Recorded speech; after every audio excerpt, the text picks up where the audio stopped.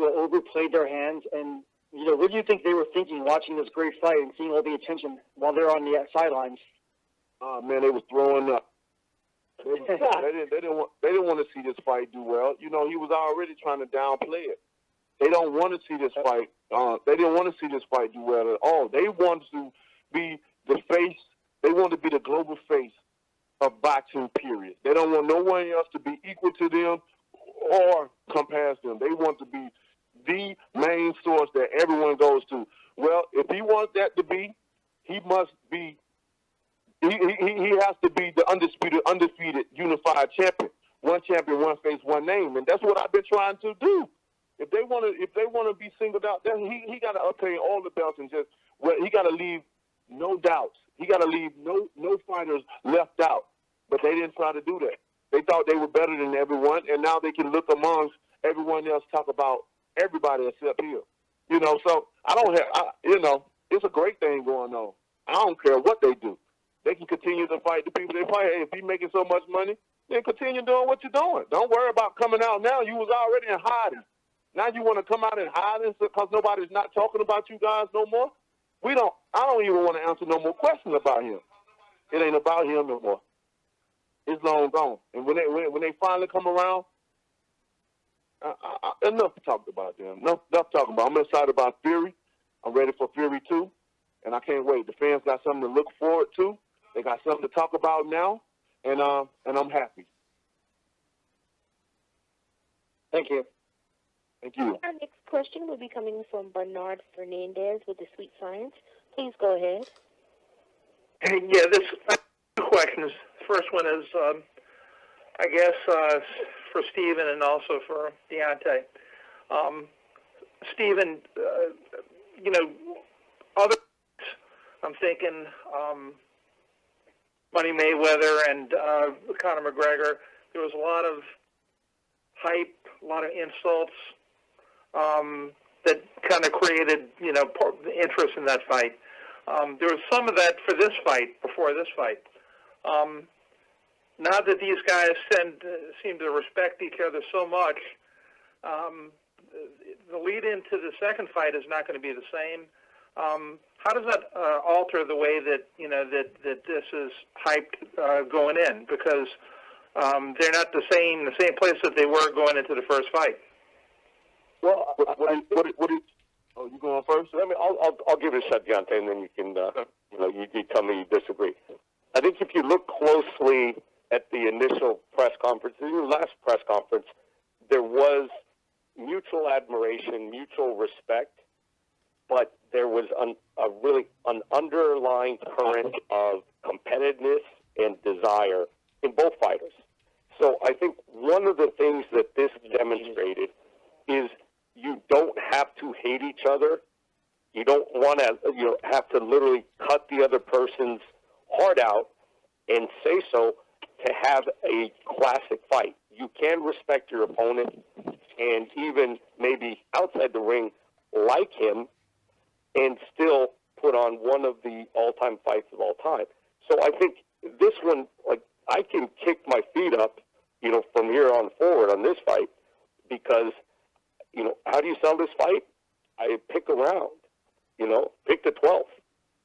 That's the best marketing possible. It's round 13. That's how you sell this fight. And I think it really doesn't matter what these guys say at this point, although, knowing both of them, they're going to have plenty to say. And the one thing that they are going to disagree vehemently on is who won the first fight. So there will still be mutual respect.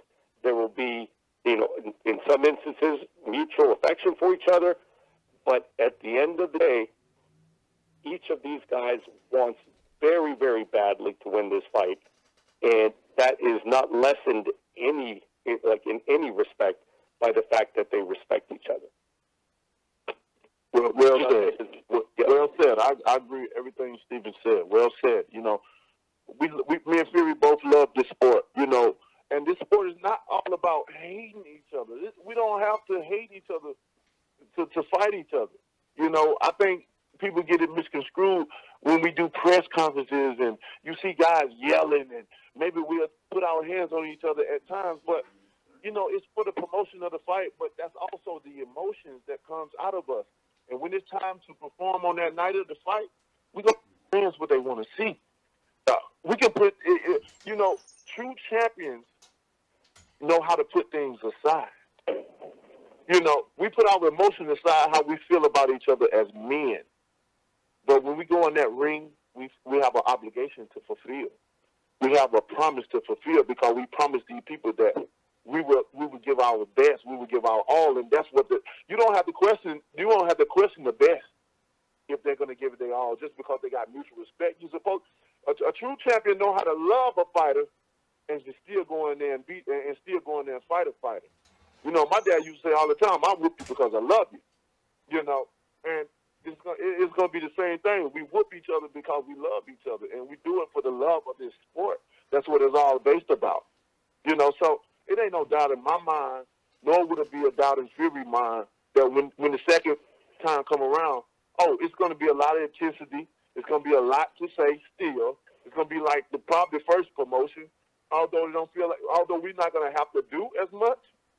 But it's so many opinions, it's so many mixed emotions surrounded by the first fight that is going to bring something out of us to be able to just prove a point. The second fight is all about proving a point. Who won the first fight? And that's enough there right there. That's enough right there to get you excited, to get you motivated as the fighter that's going to be performing on that night to see this. We still our ass off in the gym. We still going to give y'all the best fight y'all ever seen. You think the first one something? Oh, my God. I can't wait for the second one. You know, the trilogy, if it go good as the first. But to hear it from me, you're going to get the best of Deontay Wilder. You ain't never seen me in a Boris fight. And you're going to continue. As long as I'm a champion, you're going to continue to see me fight as a champion. You know, one thing I want to jump on what Steven said a second ago, because I've been having a recurring thought in my head since Saturday night about the commercial for the next fight. You know, sometimes truth is stranger than fiction. And when Deontay landed that shot in the 12th round, it was pretty much, I would think most people in the arena would agree, one of the more devastating shots you've seen landed. And a giant 6'9" man went down like a tree and slammed into the canvas and then popped up like the Undertaker. And then the look on Deontay's face in the ring at that moment looked like one of the scripted looks in a WWE WrestleMania match, because he just saw a guy get up and had no idea how that was possible. And that 20 seconds right there is 1 million buys in the next pay-per-view.